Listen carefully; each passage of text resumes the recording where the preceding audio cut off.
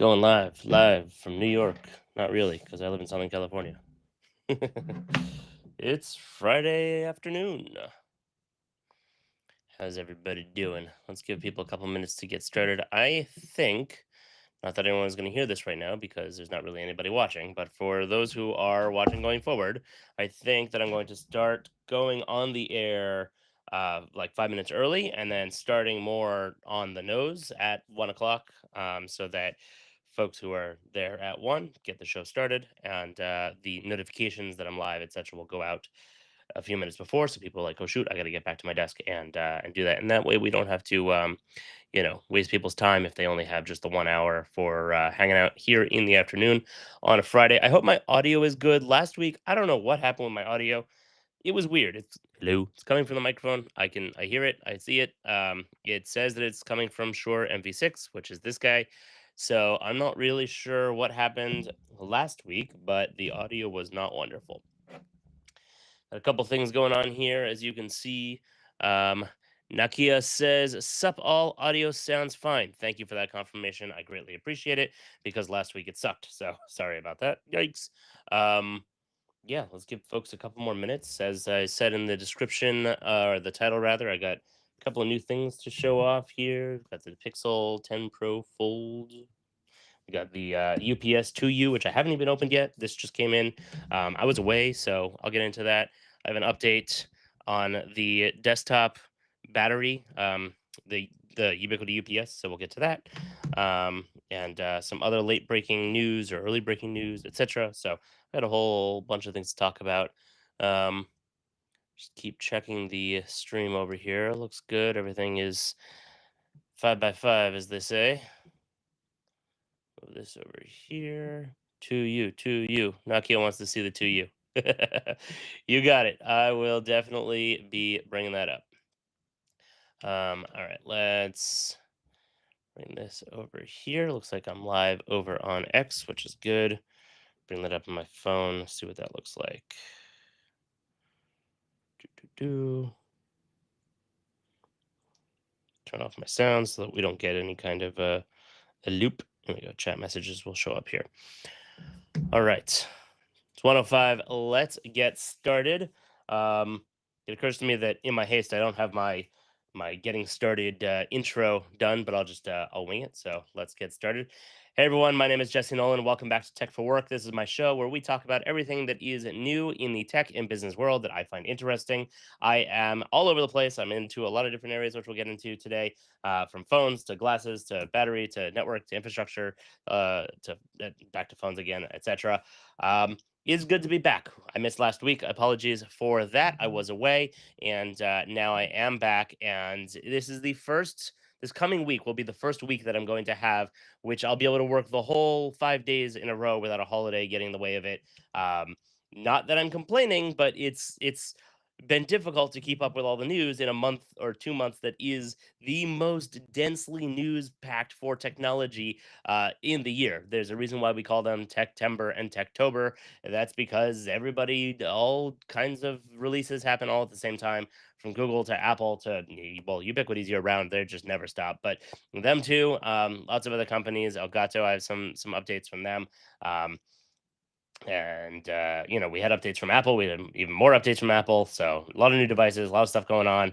Had an interesting experience while I was out away. I was just in Texas, the fine state, massive and hot state of Texas. Good time out there. But I rented a Chevy Tahoe, and this thing is enormous. I mean, like, I have a Honda Odyssey minivan, and that's a pretty big car, but the Tahoe is like a tank.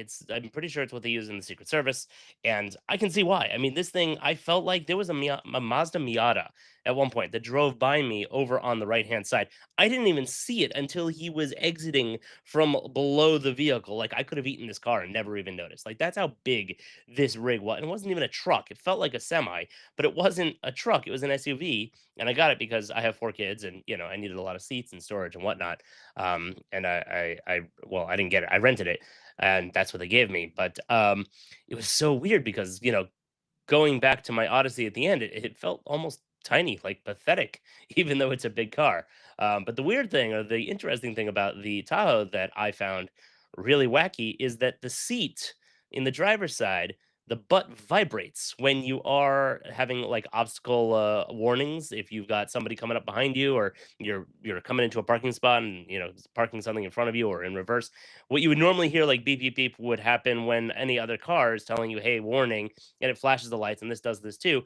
The butt of the seat actually vibrates, and I don't know if you know how vibrating devices generally work. Like in all of our phones, you have little vibrating, and it's now the devices have gotten better at building in what Apple calls a haptic engine. It's not really moving parts per se, but in the olden days, it used to just be essentially a half of a circle piece of metal, half a circle mounted, and it would spin. And because it was off balance, when it would spin very quickly, it would vibrate the device. And quite frankly, it felt like there was a really big one of those, or several really big one of those, because it was regionally specific in my seat under my butt. Because if it was something coming from behind, the back of the butt part of the seat would vibrate, or if it was something coming from the side, it was the front side that would vibrate. And I was just like, like all over the road. It was weird. So interesting experience. Not sure that it is the most refined execution, but I wanted to share that out with all of you because I thought that was hysterical and wacky and weird. And we build things, and sometimes they come out good, and sometimes they don't, and sometimes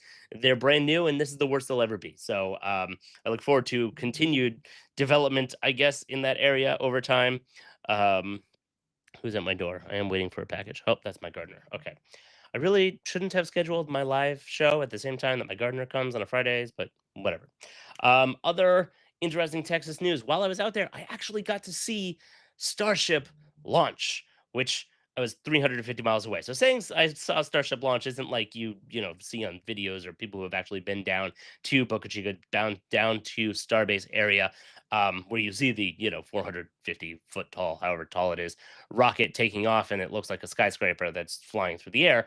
I was pretty far away, and I saw, off in the distance, the smoke mostly. I did see some reflections of metal, and I did get to see the booster turn around in midair, which even at that distance looked like an attack of an alien species of some sort. It was wacky to see this thing that I could barely see all the way out, zoomed in 8x on my iPhone, trying to capture this on video, which I was not successful because it just couldn't focus on it.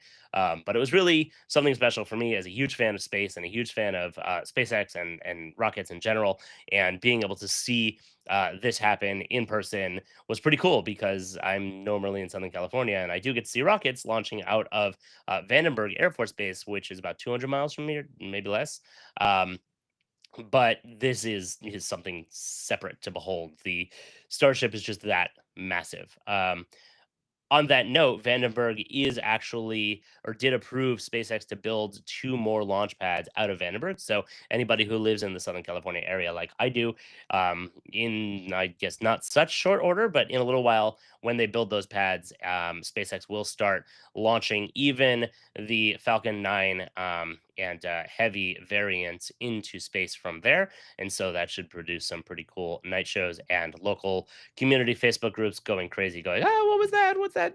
Big jellyfish looking thing in the sky?" Nope, SpaceX is just launching another rocket. Go SpaceX! Yeah. All right.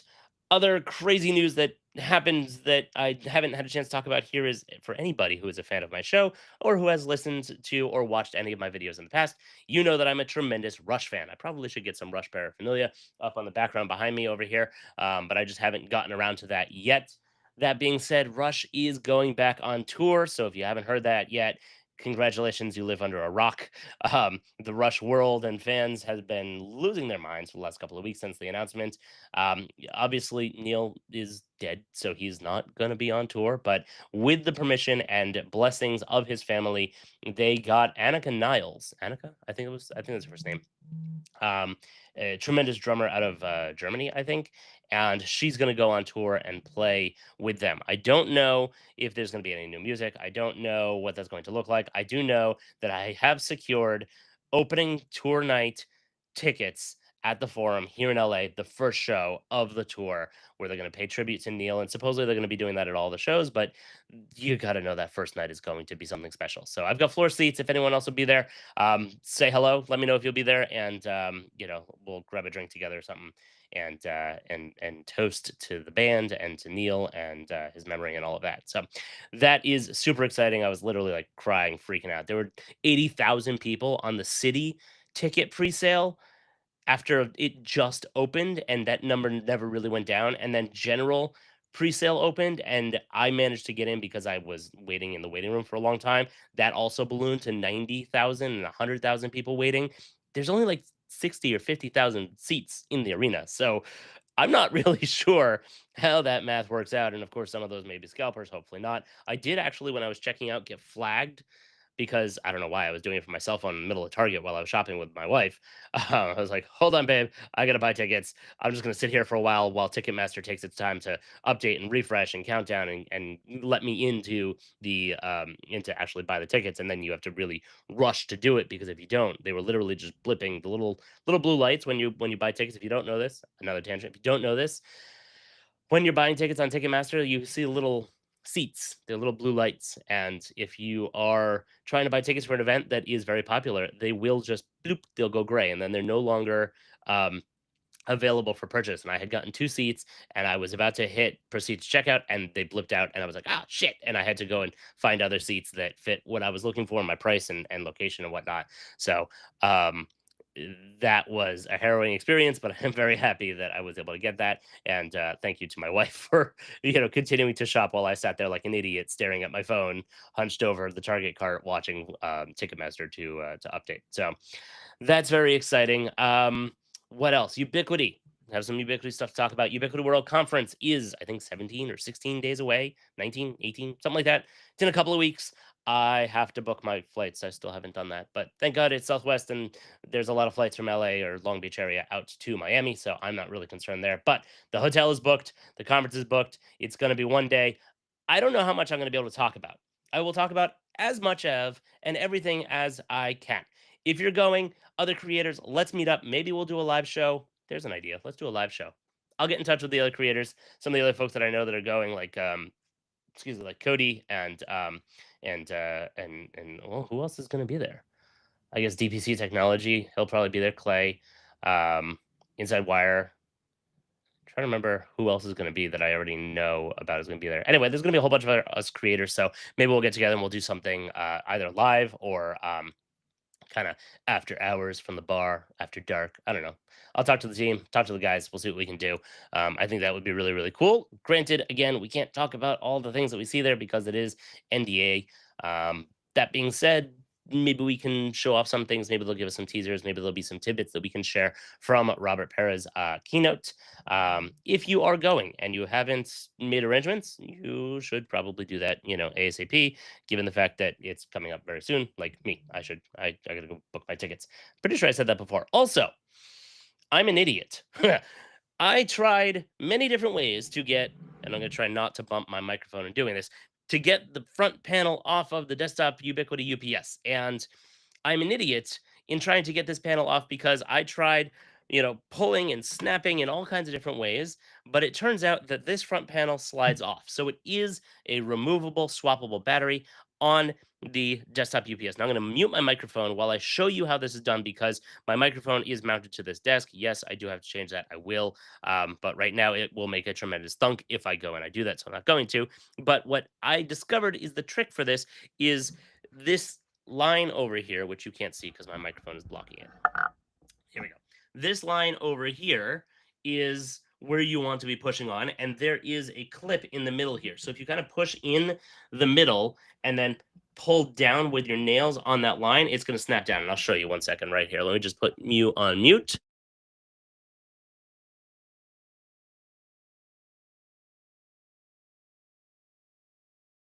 Mute. All right, we're off mute.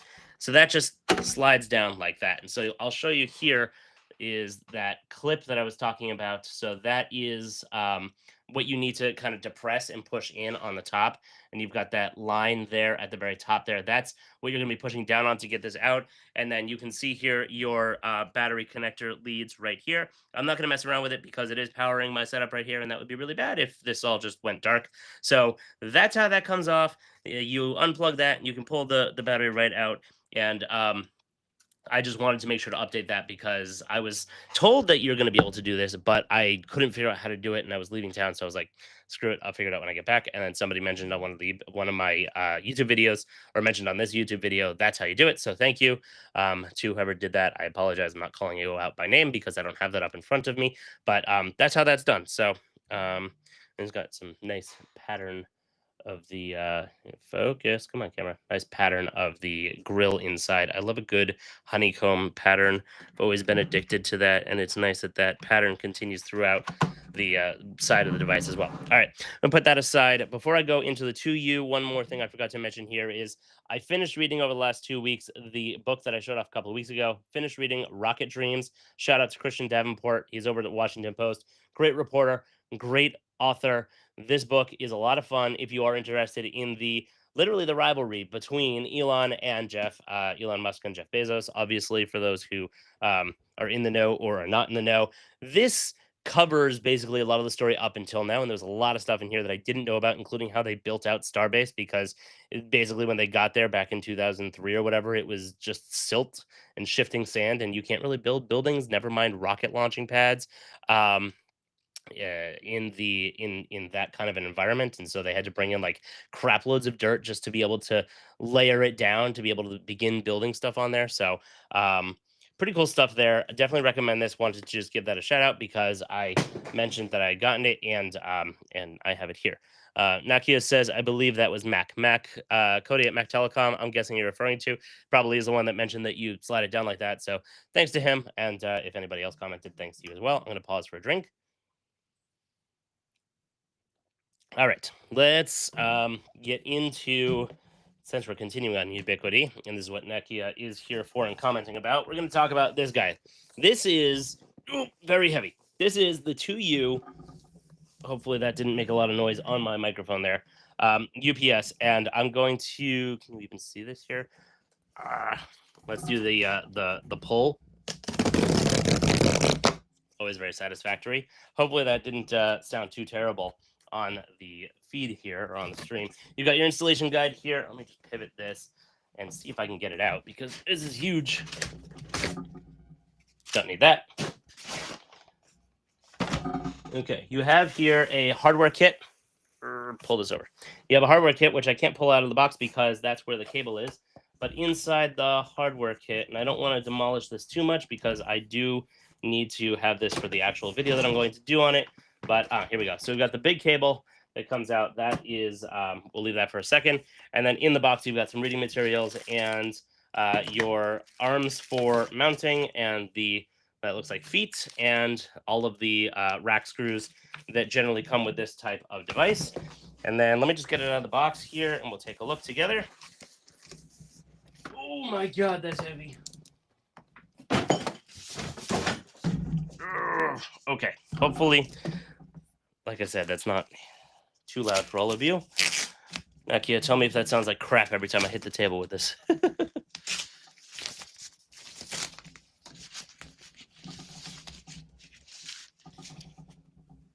Okay. Wow, that is very nice. Okay, beautiful, classic, Ubiquiti standard aluminum color, aluminum front.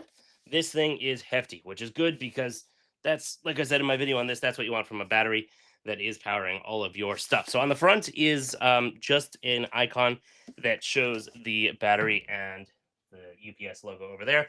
As you can see in the product, Nakia says, all good, man, occupational hazard. Yeah, I hear that. All right, let's get to the back because this is more of the interesting stuff here.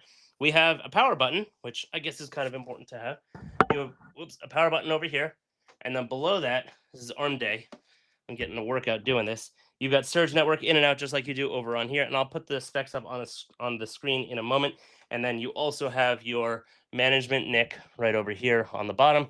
Big ass fan in the middle here. And then 2 rows of outlets with 2 that are spread out. So for your larger power blocks there.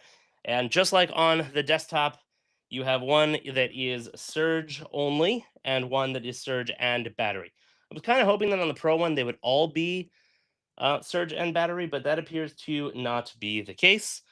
but that's how it is. So input is 120 volts, 12 amps max, 50 to 60 hertz. Wow. So okay, so this won't work internationally if you are anywhere but America. This is not the device for you. They will ship you the European one, which I'm guessing can work on European voltages, 240, etc.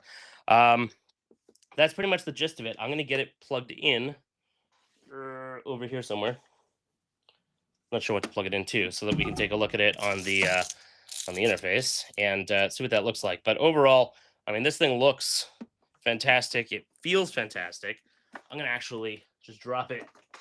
No, I can't because that's my internet connection. I cannot drop it into the rack over there. That would not work well. So let's move this down here. Put this up next to me here. I don't usually do this kind of live unboxing, but screw it. Let's do it. That we'll go into. Let's see. Do I want to take my entire rack down and plug it into this? What the hell? Why not? Let's hope my stream doesn't go offline. This might be. I'll be back if it does. Yay, it didn't die. All right, plugging that in, and I'm actually going to plug my other battery directly into this so that hopefully those will talk to each other and be happy. And then I need to grab a network cable to go into the management and plug this into my desktop switch over here. Now, while that's getting going, let's take a look, share my screen, take a look at the specs of this. We can just go through this together here. Let's see, share my screen, share screen, and window, and this one, yeah.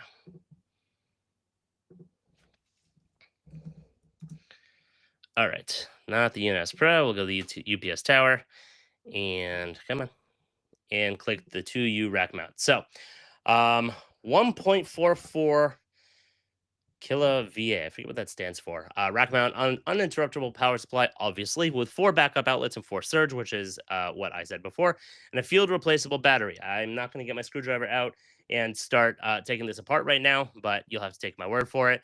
216 watt hours, half load runtime of 8 minutes. So if you are not maxing this out, but if you have a half capacity on this, then it should run for about 8 minutes and supports graceful shutdown. Now, I did the graceful shutdown with the desktop one, and I actually connected it to the UDM Pro Max that I have in the back there, and they were not physically connected, but they were connected via the network, and it did shut it down. The only downside to that, as far as I could tell, and maybe this was just an early firmware thing, I'll have to test this.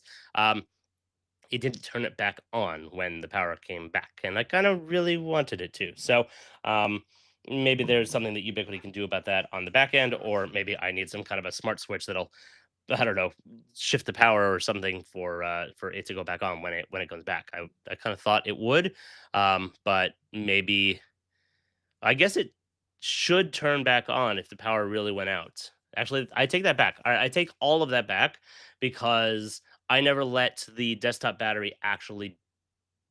No. Okay, that's my problem. I figured it out. I did let the desktop battery die. The problem was that it was not plugged into the desktop battery. So if you are going to do a graceful shutdown and what it's plugged into does not actually lose power, it will not come back on when it reboots. So if you're tying it to the device that it's not connected to, so if the UPS is under a desk and then you say if the UPS loses power, it should take down the network device, which really probably is an interesting indicator, but you should have them at least tied together. If it doesn't actually lose power, it won't come back on because there's no way to tell it, hey, you're going back online. When you physically plug it back in, then what do you call it? Then it will. So let me just pull my chat window over here. Let's see here. The Nakia says, I'm now of the opinion as a upcoming MSP, I'll still be suggesting PDU Pro, then Tower, last 2U as it relates to utility. What's my view on that? So hold on a second. So the PDU Pro, I think, is really important here for if you are plugging it into the desktop size, not the 2U size, because the desktop the isn't able to view what's plugged into the individual outlets.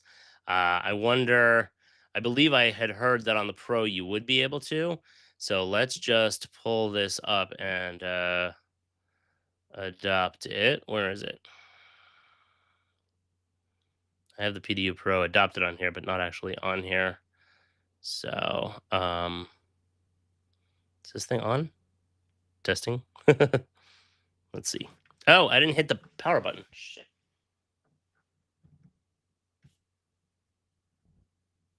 Okay, the power button is turned blue. That's good because see, I unplugged the desktop uh, UPS and plugged it into the there it is, and plugged it into the 2U size UPS. And I didn't even notice because the battery was just running my whole setup here. So I'm glad that Sammy's laughing at me. I'm glad that what do you call it? That it was able to run the setup and has enough on there that I was able to be a dummy for a couple of minutes here while I figure this out. And it would what do you call it? And and it didn't kill the stream on us. All right, moving forward from me being temporarily an idiot, let's click adopt and see what that looks like. Okay, so you do have just like on the other one, this looks very similar. Of course, you can see what's enabled. We are going to do an update over here so that we get the latest firmware on here, and then we'll be able to really take a look at it. um, Insights is this is your normal panels. Nut server, if you're interested in that, I explained that in my video, but essentially it enables you to tell other devices to shut down, similar to how it's doing natively with the safe shutdown pairing. I'm not going to click to pair because that's I show that off in my video as well. If you want to see that, we can go over there. And we're already half an hour into the show, so this is updating. Let's run that. Only light I can see on it really right now is in the front is that UPS LED, and then in the back is the power button. And nice shade of blue, just like usual with Ubiquiti. And I now have the desktop UPS plugged into here. And if I really want to, once it's up and running, I can unplug my whole infrastructure rack behind me and plug it into here and see what kind of power that pulls through. Because that is, you can bet, definitely going into production right away. I have been waiting for years for Ubiquiti to finally get around to freaking releasing these. I don't know if anybody knows or remembers, but there was a lot of rumors that went around, I don't know, 2021, something like that, of people that saw in the was it the early access program that they had, um, that they had been testing some kind of a battery backup device, and then all we got was the PDU Pro, and I was like, "Where's the actual battery? I want Ubiquiti batteries because I want the Ubiquiti magic of how Ubiquiti does things, management, single pane of glass, etc." Um, and it just never materialized. So it's here. I'm very happy. I'm very happy to see probably more coming in the future. I would imagine as they get bigger and beefier, but I'm very happy to get a couple of these in the rack and be able to buy these at a decent price point, even compared to the cyber power ones that I often buy. And I think more affordable than the other was it APC ones that are out there. So, all right, let's continue going through here now that it has finished updating. You can see I'm hardly using any power. If I do start pulling my desk up and down, then it'll start doing power, which is what I did in my video review of the desktop one. Um, but all in all, this looks very straightforward here. You can see that it's plugged into the parent device, which is my USW Pro XG switch here on the desk. The thing is, I don't see similar to the ability of the PDU Pro, I don't see the capability of labeling. I don't know. Maybe on the pro versions of this, if they're coming out with pro versions of this, then it will have that ability. But this still does not label. So I would, to answer your question now, Kia, at this point with the UPS 2U, I would 100% put the PDU Pro um, upstream from this device, plug everything into the PDU so that you can individually, by clicking on the outlets, individually turn off and turn on those devices so that you can have the ability to remotely power cycle things. Because short of just rebooting the UPS itself, it doesn't look like you're going to have that capability here. I will talk to Ubiquiti and get some updates on that for my official review of this. Again, this is just an unboxing, so take everything that I say with a grain of salt on here.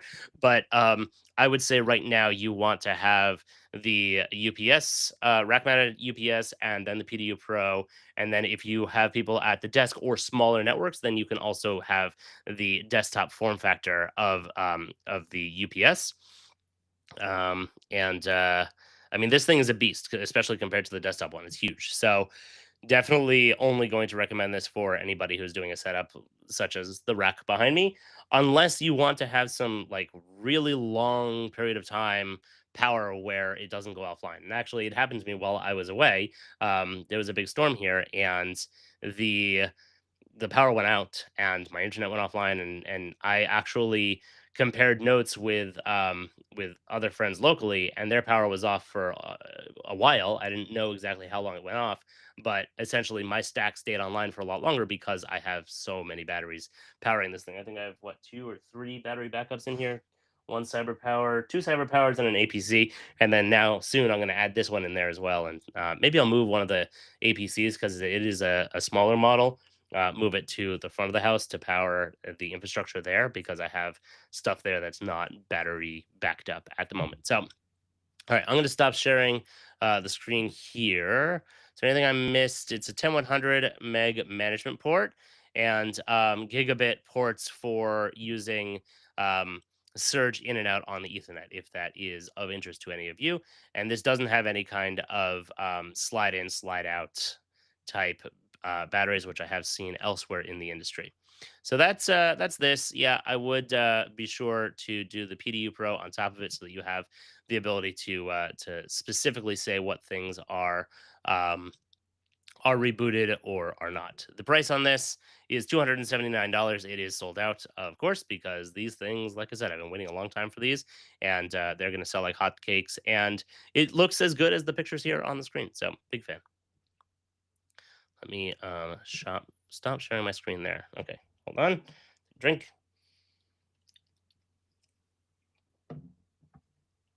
All right, checks notes. That was all the Ubiquiti stuff that I have there to talk about. One thing for the Elgato fans out there, Elgato had a bunch of news, but this one I forgot to mention last week or 2 weeks ago is if you use the Elgato prompter and you also use the new Elgato 4K camera that they released, I don't know, a couple of months ago or whatnot, they didn't have a direct adapter for the camera to go into the prompter. That is no longer the case anymore. They did send me the new plate that goes in there for the Facecam 4K, and the obviously it is a perfect fit. It goes in to the plate there, and it even has this little divot there that connects onto the LED of the camera, so you can see when it is on and recording, and it shines through there. And it also helps to line it up so that it is level, and that will of course go directly into the prompter. So if you're looking for that and you have all of these and you were disappointed that that is not in there, maybe get in touch with them, see if they'll send it to you. I do believe it is going to be shipping in future packs because when you buy the prompter, you do get a whole bunch of other excuse me, a whole bunch of other adapter plates in it that you can use with all the different types of cameras that are out there, whether it's a fixed lens or a webcam type.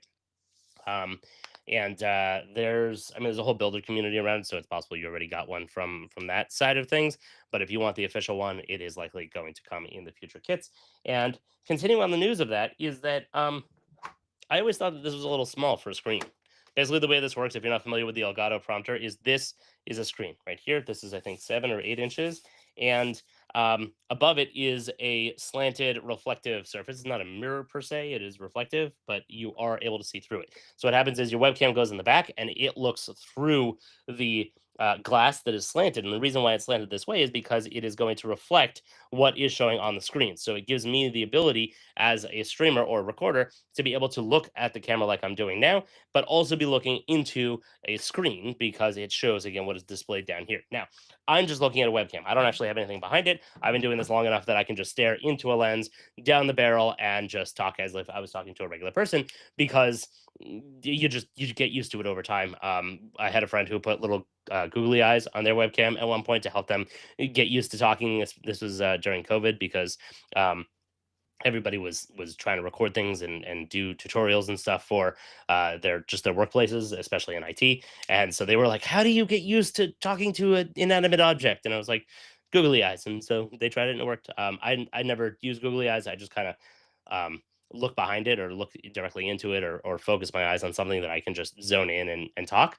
And that's sort of how I have always done it. But if you have something like this where you want to be able to read whether it's a script or the chat, um, I have my chat actually over here to the right.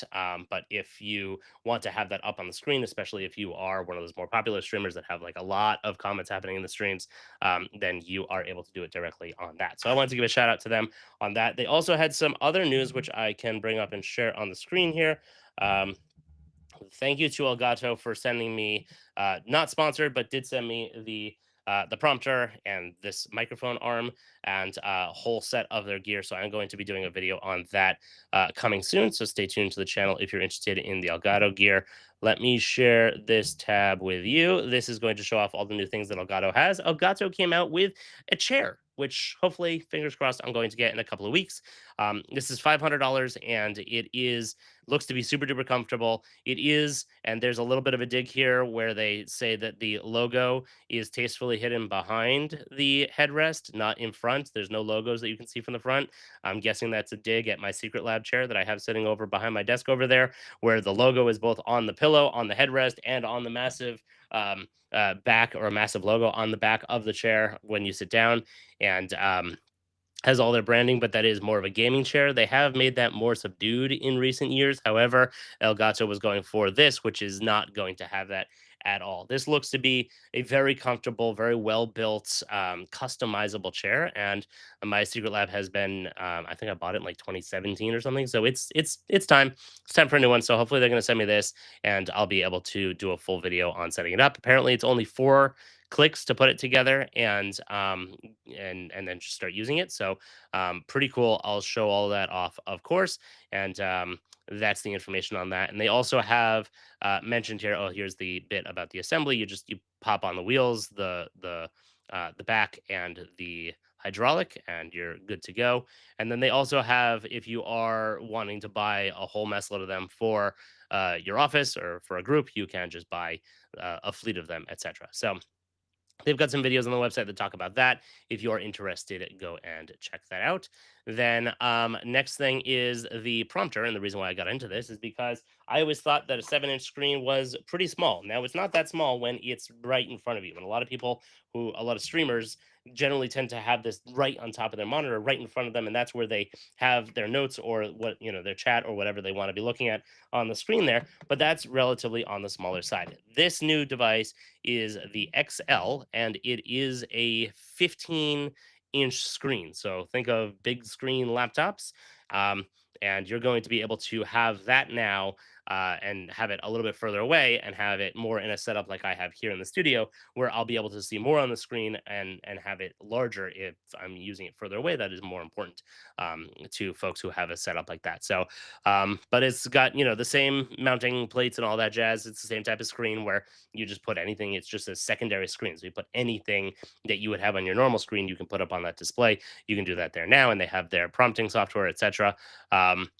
According to them, you're going to be able to read what's on it up to 15 feet away, and it is USB-C 3.2. So pretty cool. Looking forward to getting that. Hopefully, also in the next couple of weeks when those come in, I should be able to get that and do a video on those, as well as expect probably next week my video on all of the other Elgato gear that I mentioned as before. And then the last thing, they announced a bunch of software, but I'm not as familiar with that as I am with the hardware. They have the Mark II of the Wave microphone arm. This is the Wave microphone arm that I have in front of me. That is the which model is it? The LP. This is the low profile, which I do like because it goes under my monitors and it looks really nice on my desk here. Um, that being said, two things. One, this is an upgrade to the original version that I have of the low profile, which is on my editing desk over there. This was a massive improvement. It's so much nicer to be able to lift and lower, and it's so smooth and works really really nicely. Um, Versus the Mark II, which, let me go back to that, looks like it can be all of the above. It can be low profile, it can be high profile, and takes that smooth movement capabilities even further. And so that just came out or was announced, and they're going to be sending me that hopefully as well. That is $119 and looks to be available now. Hide all your cables, full flexible capabilities. It's all metal. They make really really good quality hardware for this stuff. So that's why I reached out to them and started working with them. Um, Similar to my other creator partnerships, they're not paying me. They just send me stuff and I get to talk about it. So love that. Love that setup. All right, let's get into some more interesting stuff, longer tail stuff. Because I was talking about Texas, let's talk about the Ray-Bans, the Meta 2, Meta Wayfarer Ray-Ban 2, whatever the hell the Gen 2 is what the whole name is. I wasn't going to buy these and I wasn't going to review them because I had just done the house stuns or house stuns, house stuns, I think. HSTN, which is the goofy looking ones with the circlies. It's a style from Oakley, not my style. I really like the Ray-Ban style, which is your classic glasses style. Um Literally Ray-Bans. And I got a bunch of questions from folks in various different platforms and mediums say, hey, how do you feel about the Gen 2s of the Metas? So I bought them and then I went to Texas and I went all over and I used them. I wore them and used them pretty extensively all day at the world famous Ren Fair in Texas. It's I think the largest in the country or the largest in the world. This place is massive. We were there all day and barely scratched the surface. Did not manage to go into all of the stores because it's just not enough time. Everybody is in character. They're not allowed to say things like phones or screens because it's all period specific. And so I saw um, in the stores, like you're able to buy things from the merchants where they have like glass blowers and carvers and all sorts of different things, clothiers, clothing makers, and they had in one of them. Let me see if I can find the actual sign because it was really funny. But essentially, they're not allowed to say credit card. It's like we accept the credit cards, but they're not allowed to say the words credit card. And so, oh, where is it? We accept it was like Mastercard, Lord Visa. I can't find it. I'll try and post it on. Oh, here it is. We will gladly accept thy cards of credit: Mastercard, Lady Visa, Lord Discover, and New World Express in as instead of American Express. And I thought that was hilarious. I got a kick out of that. Had some good beer, had some good drinks, and some good times. Saw some jousting. That was pretty cool. I also went to the Johnson Space Center at NASA in Houston. Houston, we have a problem. Yeah, that one. So they have an actual space shuttle orbiter there, and it is attached to the Boeing 747 that was modified to carry it, and that's how the last flight went when they flew it across the country, showed it off, and then parked it out there. So I took the glasses to both places, and I have to say, um, I'm impressed. The battery life is better. I got 5 hours almost to the minute of wearing, testing, taking videos, taking pictures pretty extensively throughout the day, and asking their AI a bunch of different questions throughout the day, just as things came up. I was curious about things, or what's the weather, or the temperature of the whatever, or the time, and they lasted for 5 hours, which for that level of usage was pretty good. And I'm pretty sure that the Gen ones would not have lasted me that long out there. Also, they overheated at one point, so keep that in mind if you're going to be out in the direct sun. It's a weird thing to say, but yes, your glasses can overheat now. Um, and then it took 1 hour to recharge. Keep in mind, though, that it overheated in the case to the point where I had the case open and I was kind of like fanning it like this to cool it down while it charged because I wanted them to recharge and not just stop charging because it was overheating. And it did take 1 hour during that time to recharge, but it's okay because I was sitting and watching a show. I didn't really need them on my face. I was sitting in shade, which was very good because it was very hot out there. Um, but all in all, the 3K video is very sharp. It's not like iPhone quality 4K video, but it is very sharp. It is it is filming from the little lens right up in the over on the left side there, and it's the same size. I'm pretty sure they're basically identical. They just upgraded the hardware in them. The battery is double what it was previously, and the camera is now capable of doing 3K. But like my previous reviews, not much else has changed. But I think that I will be maybe keeping these. I was going to return them just because I was trying to do the test, and I wasn't sure if I wanted to spend what is it, $400 on upgrading for the camera. But that 3K camera is what I really like because I film some of my unboxings that way from a first person view, and that's a really nice way to do it. So I think I may have to keep holding on to these. If anybody wants to buy my first generations, first I think I have to get them repaired because they were having issues where they were not detecting being on my face, and so I'd be wearing them, and all of a sudden it would make a sound like it has reconnected, and now it's detected that I'm wearing them. And I'm like, why are you not on this whole time? And so other times when I would try and do things like take a picture or tell it a command, it wouldn't be listening for it because it didn't think I was listening or I was wearing them. And I think that probably it may have gotten some sweat up in the nose pad area, and maybe that's what the problem was there. So the last thing, two last things rather, I will say on that is that, and I don't know if this is a feature of the Gen 1s, I'll have to test that, but they added the ability to auto crop out a hat brim. And this is a problem for me because when I go out, I generally always wear hats because I have, I'm not balding, but I have very, very fine hair and it's also very short. And so if I don't sunscreen my head, then it just gets burnt, especially in Southern Texas or Southern California. And so I'm generally always wearing a hat when I'm wearing these glasses. And if I'm taking pictures, I always was getting the hat brim in there. It was really, really annoying. And to the point where I would like tip my hat almost off my head in order to be able to take a picture without the hat brim being in there. And so they introduced this feature where it automatically crops out the hat brim. And I would say 97% of the time it works perfectly. I don't see the brim in there. Granted, the picture is not as tall as it normally is, but that's fine because their pictures are meant for Instagram anyway, and they're too tall to begin with, in my opinion. So I thought that was really cool and underreported, underrated, super helpful, just quality of life improvement for myself. So I will test if it happens on the Gen ones, and I guess I can post that on X, or if I remember, post it or talk about it in a future show. Okay, so that was the Ray-Bans, the Renaissance Fair, and NASA. And the last thing on that is that I am desperately trying to get my hands on the displays because to me, and if the displays have the same camera that's in the Gen 2s, I'm going to return the Gen 2s and just keep the displays because the displays, that's where it's at. I mean, the ability to do that kind of interface, and I've spent the last couple of weeks talking about this on the show since they announced it. That's the future. That's what I want. I want the ability to just quickly jot something down using my hand or control things in the air as if I, had mind control, which is not what this is doing. It's detecting the signals in your arm, but it feels like that, and that's the interface we've been dreaming about since Minority Report or even earlier. I have an appointment in Las Vegas on Tuesday to demo them at the Meta experience in Las Vegas. And I will be going there on a plane.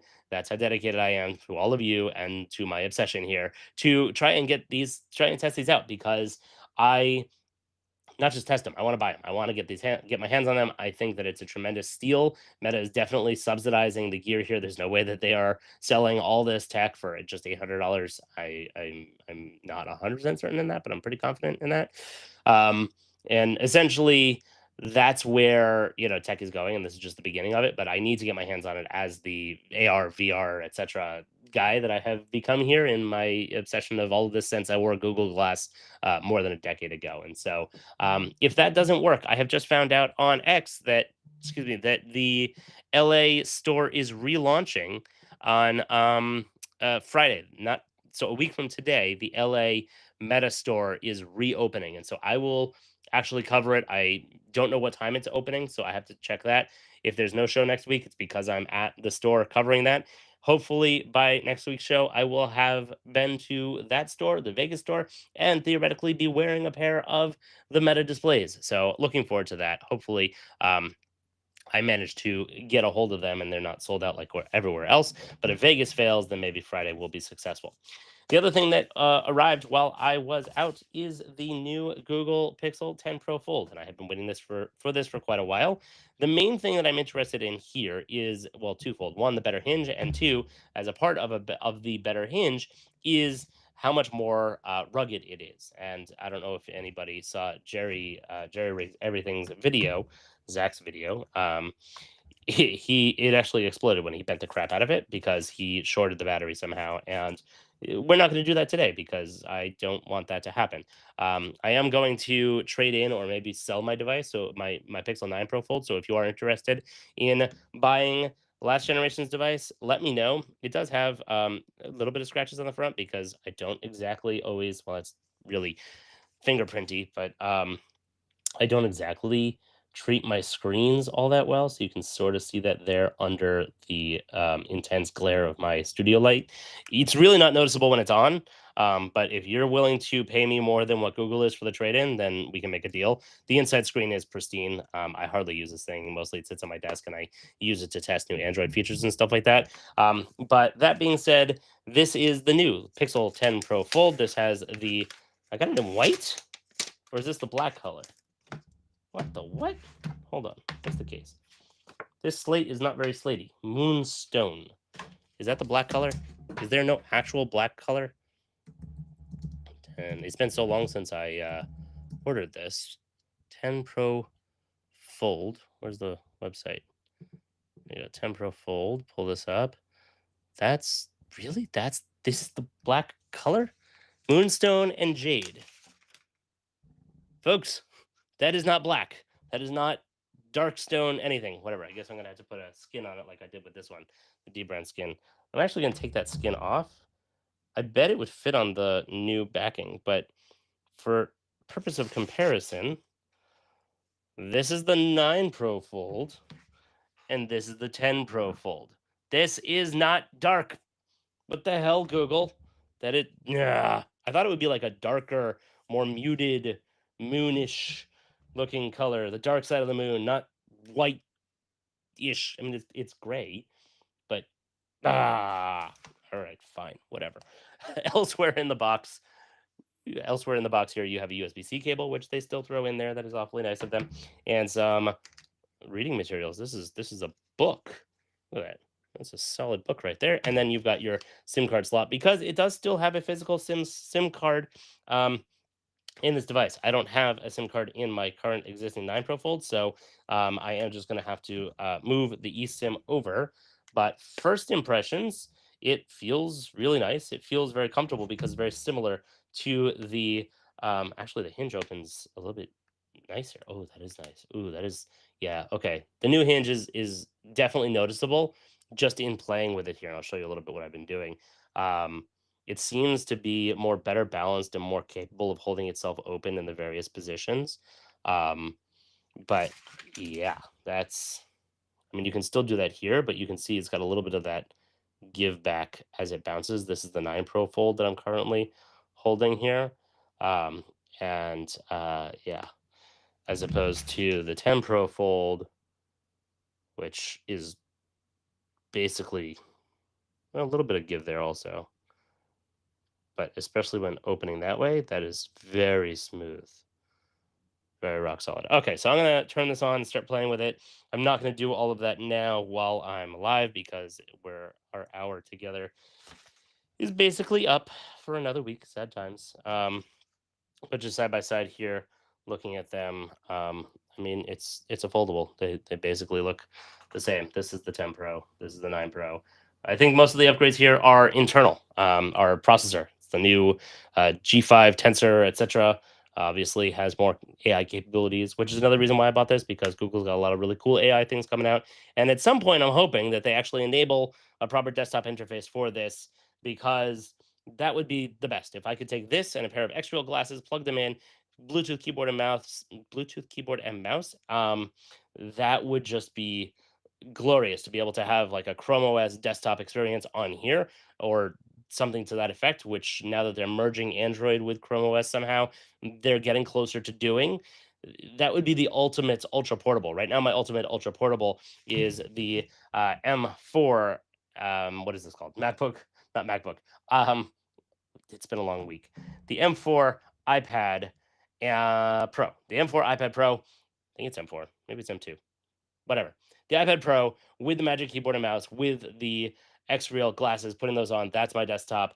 That works really, really well. It also doesn't quite work 100% because Safari isn't truly a desktop class processor. Or a desktop class browser rather, but it really does the overwhelming majority of things that I need to do. Where I want a bigger screen, but I don't want to bring and lug around a whole ton of equipment in my full MacBook Pro setup and so on. BJ, Welcome to the show. Didn't know you were hanging out in there. See your comments. You can find any test version of desktop in the developer options. Yes, that is true. And I have tested it and I will test it on the 10 Pro Fold and see how that looks. First, I have to update, well, fully set it up, but update the software. It's getting there. It's starting to. We're starting to get things like floating windows and stuff like that that you can do now. But it's certainly not there yet. There was a tweet that I shared. It was a while back, so I don't remember exactly where it was, but essentially saying that the biggest problem with foldables right now is the fact that the apps themselves are not quite there yet. And it may take, unfortunately, Apple going all in on foldables for that to happen, where they muscle the developers into updating all of their apps to match. But right now, when I have something side by side on a foldable, usually it's an app on here and an app on here, and they're designed specifically for those small interfaces. If I want to have a resize where it's two-thirds of the screen instead of half the screen, a lot of times that just goes to shit and it doesn't actually work. So, to properly take advantage of a screen size like this. That seems to be where Google is going, especially with what they announced at Google I/O, where they talk about full responsiveness of the apps to be able to go from a small screen on the outside of a foldable phone all the way through a larger screen on a foldable phone, all the way up to Android XR and apps that are going to be able to expand into much larger open space in front of you utilizing a headset. On the Android XR note, because if I go through and set up the Pixel 9 Pro Fold, or sorry, the 10 Pro Fold here all at once, we're going to be here all day, and I want to wrap this up. Samsung's Project Muhan is launching on the 21st of October. This is Samsung's answer to the Apple Vision Pro. It is Android XR. It is virtual reality. It is not similar to the displays that Meta just came out with. That is also Android XR, but that will be in the other form factor, which is Project Aura, which is partnered with Xreal, which will come out, I don't know, sometime later this year. I haven't been told. Since I do work with Xreal, hopefully I'll get those ASAP. And as soon as I get my hands on them and they tell me that I can talk about them, I will, of course, share that with all of you. Um, but Project Muhan, I will be buying and testing because I really like where that's going. I tested it out at I/O, and I was really impressed with that setup. I did not get a chance to take it off the rails and see if I could plug it into my desktop or how any of that would work or what other apps I could use. I had to use their demo, so we're gonna have to get that into the studio here and spend a lot of time playing with it, which is great. That this is my job, that I get to play with virtual reality and type headsets and stuff. So that's coming out. Well, it's not coming out. It's being announced on October 21st. Excuse me. There is a 100% or $100, 100%. That'd be nice. There's a $100 discount um, if you what do you call it, not pre-order but commit to watching the event. I suppose register, pre-register is essentially what it is, and then watch the event, and then you'll be able to spend that on the device if you want. Speaking of the Vision Pro, Apple announced a new Vision Pro alongside the M5 processor chip. The M5 also makes it into the MacBook Pro and the iPad Pro. The iPad Pro, I believe, also has the C1 X, their new cellular all-in-one antenna, and the N1 other like Bluetooth and Thread and all that communications chip. The MacBook Pro, as I understand, is pretty much nothing else has changed. It's just the M5. It's not the M5 Pro or Max or Ultra variant of it. It's just M5 in the MacBook Pro, which is, I feel like they should, I don't know, if you're going to get the M5, maybe that should be only the Air and a MacBook. If they have like, if they make a 12-inch MacBook, you could have the M5 in there, and then also the MacBook Air, which is super thin. I don't know. I think that they need to clarify that a little bit and maybe make the Pro series for the Pro devices. No, I don't know. Something I was musing about on X. Feel free to check that out if you're interested of further thoughts on that. The other VR AR craziness that I wanted to mention is Anduril, which is Palmer Luckey, who started Oculus back in the day, sold it to Facebook for ungodly amounts of money. This is his this is his company. It is a weapons company, and sorry, a lot of talking requires drinking. Anduril has announced and shown off for the first time ever what they call Eagle Eye. And this is the culmination of 2 decades of Palmer Luckey working in various areas of the virtual and augmented reality space. And essentially, it's a full body helmet. I don't have it open in front of me here. Let me see if I can scroll down to it. Not a full body helmet, a full head helmet where you can be on the battlefield and use, oh, here it is, all the devices that are available to you and around you to be able to combine information and see through buildings and see where people are, even if you can't see them from your direct position. There's a couple different versions of it. One has the glasses, as you can see here on the screen, as well as a bunch of different cameras and sensors on the helmet. The helmet actually has these adorable little cat ears on top. I don't know what those sensors are for, but I'm kind of wondering if you can like perk just the cat ears up over a wall that you're hiding behind or something, and it'll scan the environment for you, which would be pretty cool. But essentially, they have this setup here where it will show you outlines of people behind buildings and containers and cars and whatever using satellites or drones or other assets that you have in the area, and basically combining all of these different things to make, I won't say a super soldier, but to make a augmented soldier. This image here is showing the ability to improve aiming with your gun of where that's going to shoot. In using in using your headset and so on. They are working with Meta on this. So this is an announcement that was made a couple of months ago that um, they have partnered with Meta on it. We don't know exactly what. They're also working with Oakley, so that's going to be likely some of the lenses and the glass side of things. Qualcomm is apparently making the chips, and I'm not familiar with Gentex Corp, but they're involved as well. But essentially, it's bringing together all the best and latest and greatest in AR, VR, battlefield crazy on-site technology, and putting it all into a device that's designed for the military. So some pretty crazy stuff going on there, and pretty excited to see it. I don't think that I'm going to get hands on and be able to test it, but I'm sure they will show off and talk about it at this year's or next year's AWE conference here in Long Beach, which I will be at now for the third year in a row. I don't have any information on it. I'm just saying that when it goes live, I will get a ticket for it and I will likely go. I will almost definitely go. That I think is where I'm going to end things.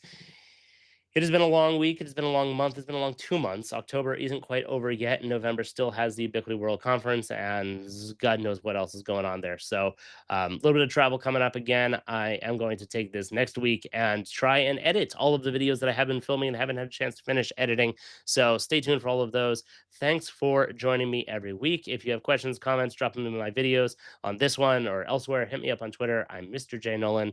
Yes, it's X. It's still Twitter, whether you like it or not. That's pretty much all from me. Have a great weekend, everybody, and I'll see you next time on Tech for Work.